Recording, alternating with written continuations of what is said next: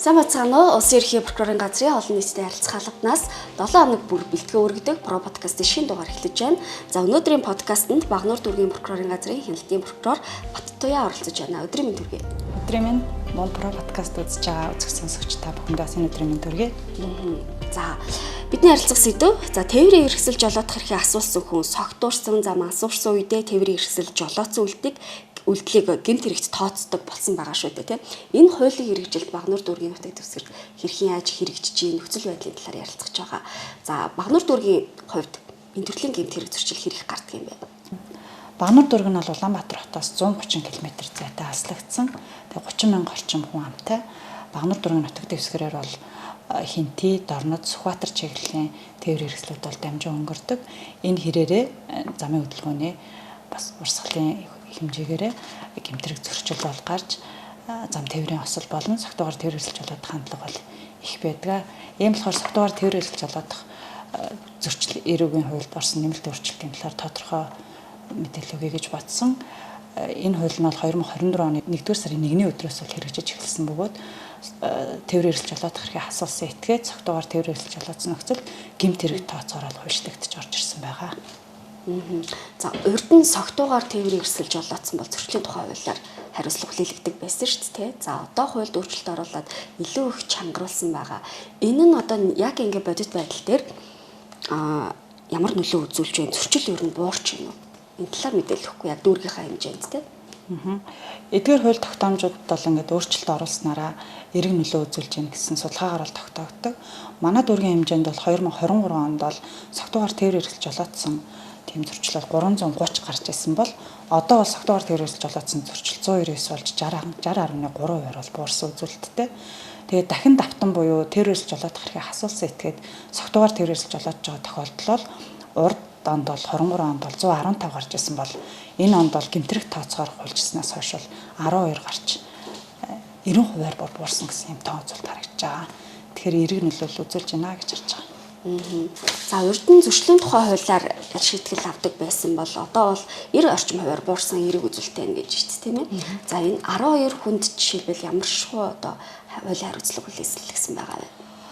Эдгээр 12 тохиолдолд бол мөрдөн шалгах ажиллагаа явуулаад прокурорын байгууллагаас шийтгэл оногдуулахаар шүүхэд шилжүүлээд шүүхээс шийтгэл оногдуул шийдвэрлсэн байгаа.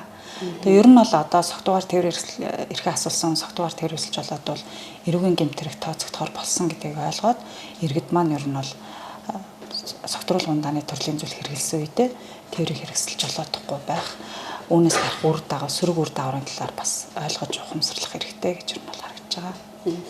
Та түр хэлсэн шүү дээ. Багнуур дүүрэг угаасаа бас олон аймаг руу явдаг төв замтай шүү дээ тийм ээ. Тэр хэрээрээ яг дамжин өнгөрч байгаа тээврийн хэрэгслүүдэд энэ одоо гэмт хэрэг зөрчлийн гаралт их байх уу? Альсвал дүүрэг дотроо тийм явж байгаа иргэдийн хувьд энэ согтуурах төрлийн одоо зүйлс хэрэглээ тээврийн хэрэгсэл жолоодох энэ зөрчил их гаргаж байна уу? Ер нь аль талдаа л байдаг. Манайх бас нөгөө Төв аймгийн Мөнгөн морьт Баяндлгэр гэдэг юм сумдуудтай нутгалдаг. Тэгээд одоо Мөнгөн морьтоос хөдөөний хүмүүс ч юм уу арх угаад согтуу мотоцикл бариад ороод ирэх жишээ нэ. Тэгээд хол замд явж байгаа хүмүүс ядархаар нь ганц пив ууцсан ингээд машин бариад явж байгаа жишээний бол иймэрхүү бол зөрчлүүд бол ер нь байдаг. Тэгээд яг тэр дотроос нөгөө тээврийн хэрэгсэл жолоодох хэрэг асуулсан хүн эрүүгийн гэмтрэг болох тохиолдол нь бол энэ онд бол 12 хүн л байна. Хэдийгээр цөөрсөн байгаа гэж байна те. Гэхдээ ер нь тээврийн хэрэгсэл жолоодох эрхээ хасуулсан хүн угаасаа тээврийн хэрэгслээ жолоодож хөдөлгөөнд оролцож болохгүй шүү дээ. Тэр дундаа согтуугаар тээврийн хэрэгсэл жолоодсон бол одоо эрүүгийн гэмт хэрэгтэн болох уу? Эсвэл ямар тохиолдолд ер нь зөвхөн одоо зөрчлөөсөө ялгагдаж ингэж эрүүгийн хариуцлага хүлээлгдэг юм бэ? Энэ талаар та бас нэмэлт мэдээлэл өгвөл. Зөрчлийн хууль дээр бол ер нь бол тээврийн хэрэгсэл жолоодох хэрэг хасах ер нь 3 тохиолдол байдаг. Үүнд болохоор нэгдүгээрт нь хурд хэтрүүлсэн тохиолдолд, мөн урсгал сурсан тохиолдолд, согтуугаар тээврийн хэрэгсэл жолоодсон тохиолдолд гэдэг ийм 3 тохиолдолд ирэх хасдаг байдаг. Манай энэ гэмтэргийн тухайд бол зөвхөн согтууруулгын дааны төрлийн зүйл хэрэглээд тээврийн хэрэгсэл жолоодож ирэхээ нэг жилийн хугацаагаар хасуулсан хүн одоо хасуулсан байх хугацаанд буюу 2023 оны 6 сард ирэхээ асуулаад жилээр хасуулсан байлаа гэхэд 24 оны 5 сард тийм үү 24 оны 4 сард дахин согтууруулгын дааны төрлийн зүйл хэрэгжилж тээврийн хэрэгсэл жолоодож явж баригдсан нөхцөлд гэмтэргийн субъект болж орж ирэхээр онцлогтой. Тэгэхээр зөрчлийн тухай хууль болон энэ эрүүгийн хуулийн нэмэлт өөрчлөлтийн талаар та бас нэмээд дэлгэрүүлж хэлэхгүй тийм. Зөрчлийн хуулиар жишээлбэл ямар торгуулийн арга хэмжээ авдаг байсан. Одоо ингээд эрүүгийн хариуцлага хүлээлгэн гэхээр одоо эрхийн насгаас гадна өөр яг ямар ялч шийтгэл оногдуулахаар байдаг вэ? Хуульчилсан байдаг вэ? Өмнө нь бол зөрчлийн тухай хуулиар согтуугаар тэр өрсөлж жолоодсон тохиолдолд бол 1 жилийн хугацаагаар тэр өрсөлж жолоодох эрхийг хасаад тэгээ 400 сая төгрөгөөр торгодог ийм шийтгэлтэй байсан бол одоо бол эрүүгийн хариуцлага хүлээдэг болсноороо 1-3 жилийн хугацаагаар тэр өрсөлж жолоодох эрхийг хасаад дээр нь торгох, нийт тустай ажил хийлгэх, зорчих, хорих гэсэн ийм 4 төрлийн хэрэгээс ингээд ийм 4 төрлийн ялаас бол сонгож ийм хэрэгжүүлдгээр онцлогтой болсон.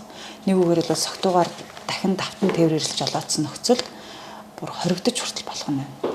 Тэгэхээр ийм хүндэрж орж ирснээр бас хүндэрсэн байгаа.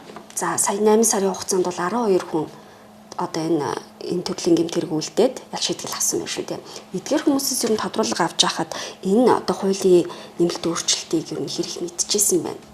Ерөнхийдөө согтуугаар тэр өрсөлж жолоодож болохгүй гэдгийг бол хүмүүс маш их ухамсарлаж ойлгосон байсан. Тэгэхдээ бас ойлгоогүй ийм хүмүүс бол маш их байгаа. Ялангуяа сүүлийн үед бол согтуугаар тэр өрсөлж жолоодож байгаа хүмүүс бол нэлээд ойрхон саяхан 3 сард тэрхээ асуулчаад дахиад 4 сард нь согтуугаар тэр өрсөлж жолоодож байгаа. Жишээ ингээд ухамсарлахгүй иймэрхүү бас хүмүүс бас ер нь бол ихэнхдээ байгаад харагдаж байгаа. Тэгэхээр ер нь энэ төрлийн гэмт хэрэг зөрчлийн гаралтыг бууруулахын тулд прокурорын газраас тийм дүүрэхтэй та бүхэн яаж ажиллаж байгаа вэ? Ер нь бол аж ахуйн нэгж байгууллагуудаараа эрүүгийн хууль болон зөрчлийн хуульд орсон нэмэлт өөрчлөлт одоо энэ төрлийн гэмт хэргийнхаа тухай бол яриа таниулга хийгээд албан газруудаар бол одоо согтуугаар тэр өрсөлж жолоодож болохгүй шүү. Зөрчлийн хуульд ийм өөрчлөлт орсон шүү. Ингэж хүндэрсэн шүү. Та нар ингэж 20 хал хүртэл авч болно шүү гэдгээр бол яриа таниулга бол маш сайн хийж явж байгаа. Мөн замын цагдаагийн тасагтайгаа хамтран бол согтуу жолооч нэгдсэн арга хэмжээ гэх мэтчлэн арга хэмжээнүүд бол маш сайн оролцож иргэд болон хорооныхоо бас хүмүүст бол ер нь бол яриа таниулга бол маш сайн хийж явж байгаа. За подкастын төгсгөлд жолооч нар тандаж юу гэж хэлмээр байна? Иргэд эрхээ асуусан үедээ согтуугаар тэр өрсөлж жолоодж байгаа нь бол одоо гэмт хэрэг тооцогдож шүүхээр ял шийтгэл оногдуулж байгаа гэдгийг бол ойлгож ухамсарлах хэрэгтэй. Согтуугаар тэр өрсөлж жолоодно гэдэг нь бол ер нь бол иргэд өөрийн амь нас болон бусдын амь нас гэр бүлийн гишүүдийнхээ хүртэл амь насыг ингээд эрсдэлд оруулж байгаа маш том үйлдэл гэдгийг бас ухамсарлаад согтууруулах ундааны төрлийн зүйл хэрэгэлсэн үедээ тээврийн хэрэгсэл жолоодохгүй байх дээр бас иргэд бол анхаарах хэрэгтэй. Энэ онд үлдэгдсэн согтууруулах ундааны төрлийн зүйл хэрэгэлсэн үедээ согтуугаар тээвэр хэрэгсэл жолоодж энэ гэмтрэг шийтгүүлсэн 12 хүн гэдэг нь баг сонсогдож байгаа мэт боловч энэ 12 хүний чинь ард маш их хүний тийм амь нас, эрүүл мэнд, эд хөрөнгө гэдэг маш их зүйл бол бас ингэж байгаа гэдэг бас тооцоолох ёстой. За баярлалаа танд мэдээлэл өгсөнд. За өнөөдөр бид тээврийн хэрэгсэл жолоодох эрхийг асуусан хүн согтуурсан мансуурсан үедээ тээврийн хэрэгсэл жолоодсон үйлдэлийг гэмт хэрэгт тооцдог. За энэ одоо нөхцөл байдал Багнуур дүүргийн хувьд ямар байгаа талаар за Тус дүүргийн прокурорын газрын элтийн прокурор Батбаятай харилцлаа. Танд мэдээлэл өгсөнд баярлалаа, ажил амжилт хүсье. За баярлалаа. Подкастын 174 дахь дугаар та бүхэнд хүрлээ. Подкасттай холбоотой санал хүсэлтээ Улсын ерөнхий прокурорын газрын олон нийтийн харилцаа албанд ирүүлээрэй.